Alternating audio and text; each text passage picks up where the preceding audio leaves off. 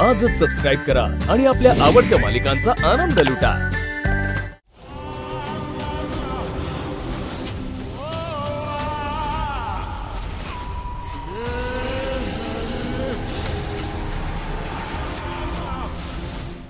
आईसाहेब, आई वहिनी, आई काय झालं? काही नाही तू बस जराच. थांब, मी ठीक आहे अथर्व. थोडं डोकं जड झालं होतं, बाकी काही मॅडम तुम्हाला काही हवंय पाणी? नाही. काही नकोय तू मला. बस जरा. आई ठीक आहेस ना तू? हो हो हो. तुम्ही चालू ठेवा तुमचं. वहिनी नक्की ना? मी ठीक आहे. जरा मदत कर तिला. मी वर जाऊन आराम करते. हो चल. हं? मी जाते अथर्व, तू थांब इथे. आले मी. आई प्लीज. मी ठीक आहे. मी पण जाते. मीरा रिलॅक्स. अगं लग्नाची तयारी सुरू आहे, त्यांची धावपळ झाली असेल म्हणून त्यांना थकवा आला असेल. झोपू दे त्यांना. चोखे मीरा. चल त्या विश्वीतली साडी काढ.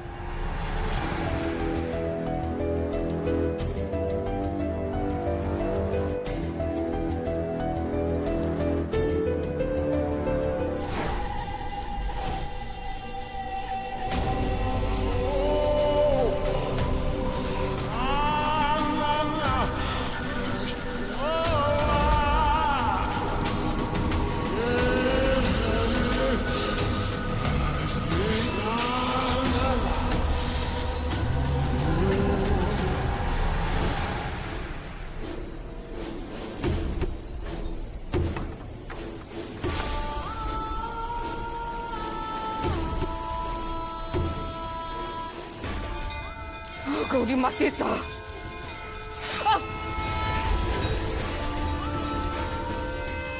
माणसारी काहीतरी कर.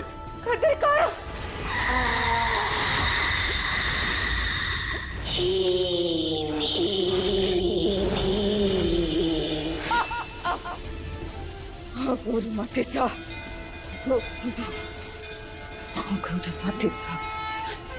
तू ह्रीं ह्रीं ह्रीं ह्रीं सर्वबन्धना दृढा दृढा ह्रीं ह्रीं ह्रीं ह्रीं ह्रीं।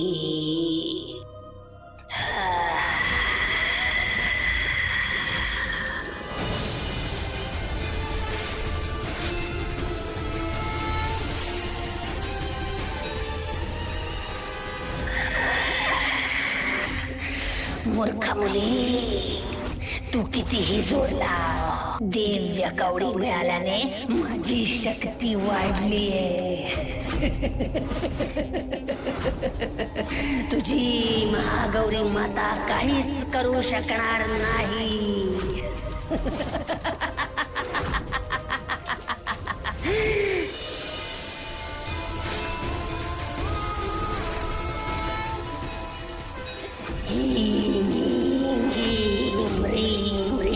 सर्वबंधना दृढ दृढ ह्रीं ह्रीं ह्रीं ह्रीं ह्रीं.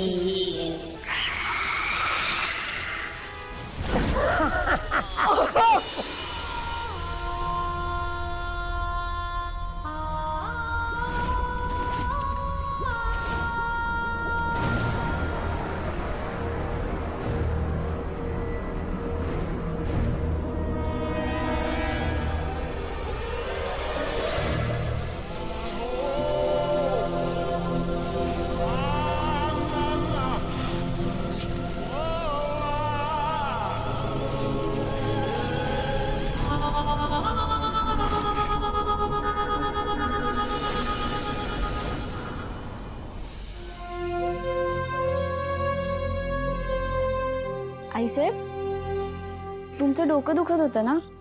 आता बरं वाटतंय का तुम्हाला? बरं. काय बोलायचंय? हो.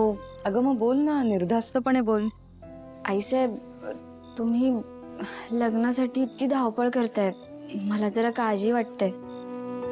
म्हणजे तुम्ही उत्साहात करताय सगळं, पण मग तुमच्या तब्येतीवरती बेततंय. मीरा, माझ्या अथर्वचं लग्न आहे, त्यामुळे मला सगळीकडे लक्ष द्यावंच लागेल. आईसाहेब, मग तुम्ही फक्त लक्ष द्या ना. म्हणजे एकेका कामाची जबाबदारी प्रत्येकाला वाटून द्या. बस बस बस.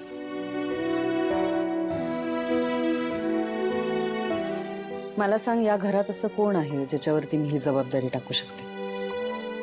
अनन्या अजून लहान आहे, तिला प्रत्येक गोष्टीची समज यायला थोडा वेळ आहे. राहिली नर्मदा, तिचं कुठल्याही गोष्टीत नीट लक्ष नसतं, त्यामुळे तिच्यावरती एखादी जबाबदारी टाकायची असेल तर मला जरा भीतीच वाटते. आणि लग्नाची प्रत्येक जबाबदारी ही आपण पुरुषांवर तर नाही टाकू शकत ना. आईसाहेब, मी आहे ना.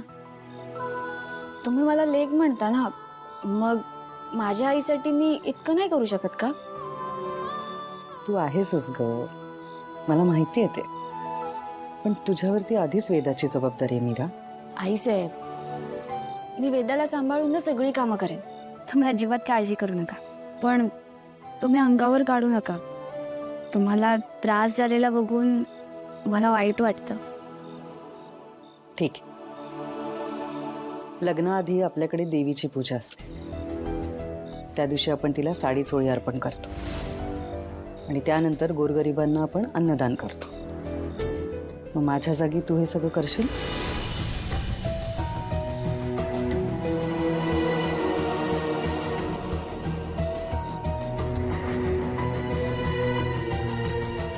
आता हो तरी कसं म्हणू? आईसाहेब, तुम्हाला तर माहिती आहे ना, मी देवीवर रुचले येते. ठीक, हरकत नाही. मीरा, या धावपळीतनं माझी काही सुटका नाही. आईसाहेब, तुम्ही धावपळ केलेली मला नाही आवडत. दुसरं कोणासाठी नाही, पण तुम्ही आहात म्हणून माझा देवीवरचा रुसवा मी बाजूला ठेवेन.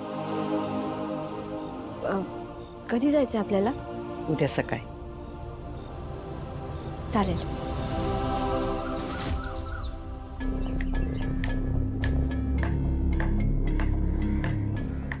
बाबा, आपण हे लग्न थांबवण्यासाठी काहीच करू शकत नाही का? अनन्या, तुलाही माहिती आहे की अथर्व मंजिरीच्या शब्दाबाहेर कधीच जाणार नाहीये. त्याचा आणि मायाचा संसार कधीच सुखाचा होणार नाहीये. पण तरीही मी हे लग्न थांबवण्यासाठी काही करू शकत नाही, याचं मला वाईट वाटतंय. नाही अनन्या, एवढा हतबल मी आयुष्यात कधीच नव्हतं झालेलं.